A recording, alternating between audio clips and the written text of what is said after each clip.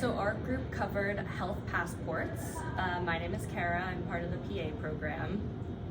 My name is Isabel, I'm part of the OT program. My name is Miranda, I'm also part of the OT program. Hi, my name is Adrina, I'm a part of the PA program.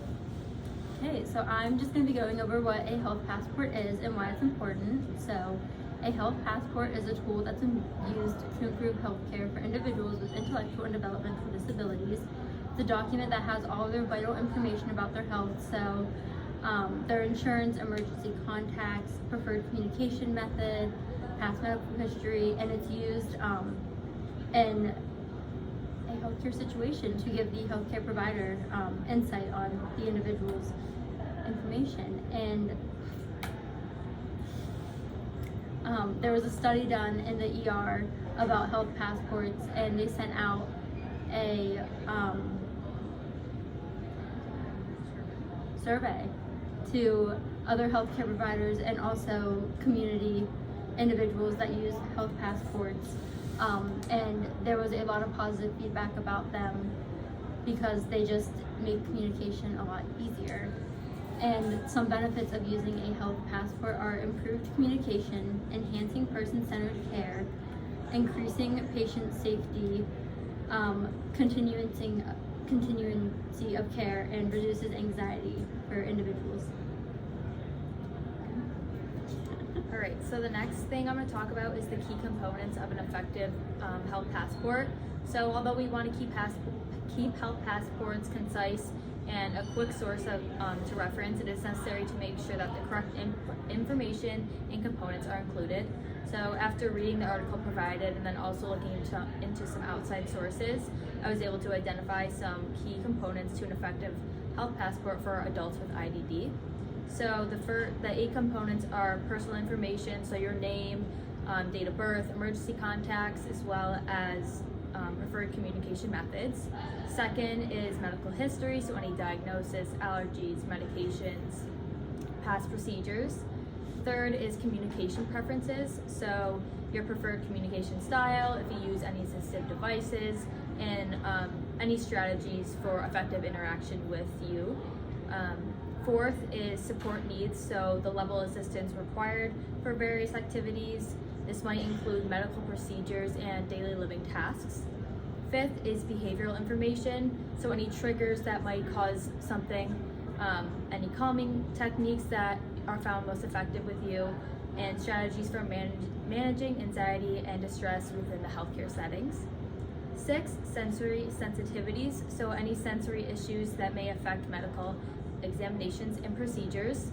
7, decision-making capacity, so information on legal guardianship or supported decision-making arguments. And last, likes and dislikes, so any preferences that may impact healthcare experience, such as favorite topics or activities. And I was also looking at an outside reference, and they kind of mentioned that in that article, the specific things that were most important was diagnosis. In the document was the documenting the findings of the diagnosis, specific interventions, medication plans, risk factors, signs of this diagnosis being present, and what to do in case of an emergency. So these are critical components that guarantee health passports are thorough and easy to use, offering critical information to assist adults with IDD in the healthcare settings. Healthcare professionals can provide more personalized and effective care by incorporating these key components. A well-structured health passport enhances communication, encourages self-advocacy, and improves overall healthcare and experiences. Great.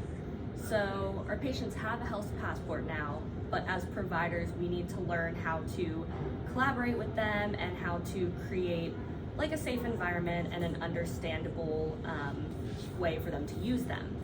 And so one aspect of collaboratively creating health passports for patients with IDD, according to Circles of Care for People with Intellectual and Developmental Disabilities by McNeil et al., is number 1, tailoring communication.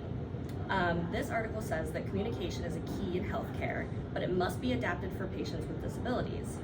Tailoring communication involves using clear and simple language, avoiding medical jargon, and incorporating visual aids and pictures to enhance this understanding.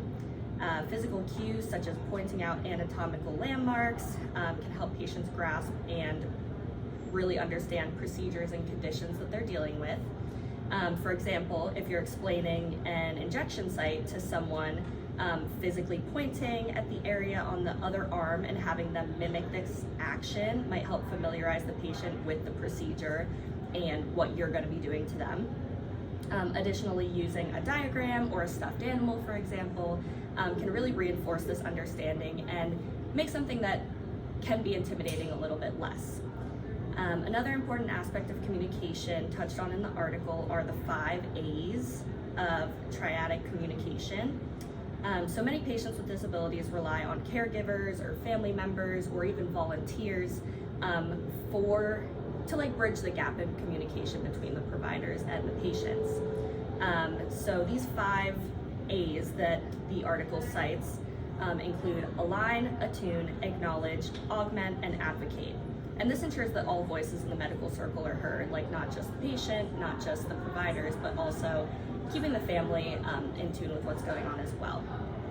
So we should strive to align emotionally with the patient, attune to their nonverbal or verbal signals, acknowledge their unique communication styles, augment understanding with tools like our health passport that we're touching on, and advocate for their specific healthcare needs.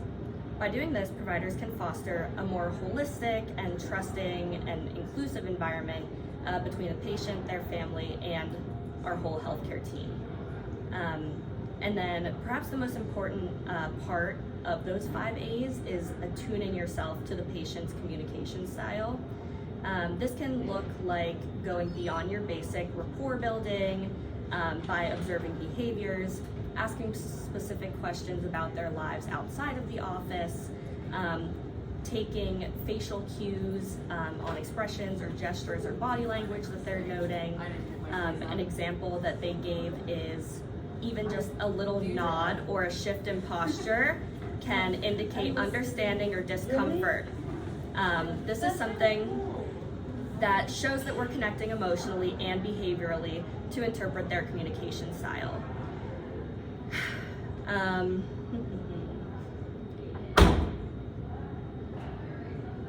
think that you're up. Okay. So I will be discussing the next 2 important strategies for collaboratively creating health passports with adults with IDD. Those would be discussing their personalized medical history and health priorities with the individual themselves, as well as including family and caregivers in this process. So, when incorporating personalized medical history into health passports, we must cover 3 important bases. The first is communicating with the adult themselves to gather insight into adult or patient, to gather insight into potential health risks and ongoing conditions that require monitoring. By doing so, we can acquire essential information by speaking to the individuals themselves, ensuring their understanding and accessibility to their health records, as reiterating that they themselves are a crucial part of this process. The second step is gathering the appropriate medical documents that highlight medical and family health history. By doing so, we can verify all of the important medical information we just discussed with our adult, making sure we did not miss anything important and verify our information is up to date. The third step is interacting with family and caregivers, as these are the people who are most familiar with this individual's daily needs, routines, and healthcare requirements. By touching these 3 bases, we can ensure all aspects of the individual's health are covered in the process of making their health passport. If anything is missing, not up to date, or needs any more clarification, a further step could be working with the individual's healthcare professionals to ensure all crucial information is incorporated. Family members and caregivers play an invaluable role in the process of creating, updating, and promoting the use of the health passport. They are an essential tool in contributing to the health passport, as they serve as a resource of information for the patient during the process of making it, as well as promoting the use of it. Say an emergency were to happen, and in the midst of something going on with the patient themselves, they forget they even have the health passport as an important resource. The family and caregivers can be the one to bring that to light. They are the ones who are most aware of the patient's health record, but also the medical challenges they may face. such as needing printed and highlighted resources, preferred communication styles, such as the provider asking short and easy to understand questions and giving the patient ample time to answer, or how they react to certain medications or environments. They can also be a valuable source of verifying all the information we put into the health passport as accurate and up to date. Family and caregivers serve as advocates for the patient, and in this way, they can make sure to add every important piece of information that will set their patient up for the best healthcare outcomes. Through open and continuous communication, everything involved in the individual's health can work together to coordinate care, ensuring that the individual's health needs are consistently met. So the first additional question that we were prompted to answer is what alternatives of communication are best for people with IDD. So some individuals with IDD might benefit from alternative forms of communication. As part of like the OT program, we recently discussed some of this form of communication, so we kind of collaborated together and put some ideas together. So the first one is electronic AAC devices. So this can help prompt their ideas and thoughts on what they're thinking and how to express themselves.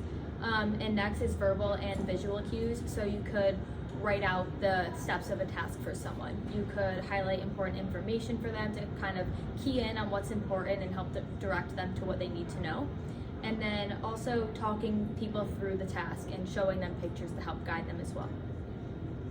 And the second additional question, it says that it was prompted or promoted that speech should not change when speaking to individuals with disabilities, but if the individual is having trouble understanding their partner, would you suggest changing that speech or that voice, and how would you go about fixing this problem? And this is obviously a problem that is happening all around us. We noticed in the Villanova case files that we watched videos on, one of the big feedback that those patients gave was that they want to be spoken to directly regarding their health appointments, and they want to be, taken seriously during their appointments, and they want autonomy. And so this brings up the question of how can we work to respectfully and effectively change our communication style to meet these needs if a patient maybe doesn't understand what we're telling them the first time around. And I believe it all comes down to meeting your patient where they're at and honoring the concept of a collaborative care team, utilizing those family members or the volunteers and your other members of your healthcare team to try to foster an environment and try a couple times to align your communication styles. That won't be perfect the first time, and you're going to need to ask for feedback from the patient or from their family during those first couple visits, but ultimately the goal is to deliver health information in an understandable and accurate way, and this exercise has brought that to light, and it shows that it might look different on a patient-to-patient basis. And that's all we have for you today. Thank you. Thank you.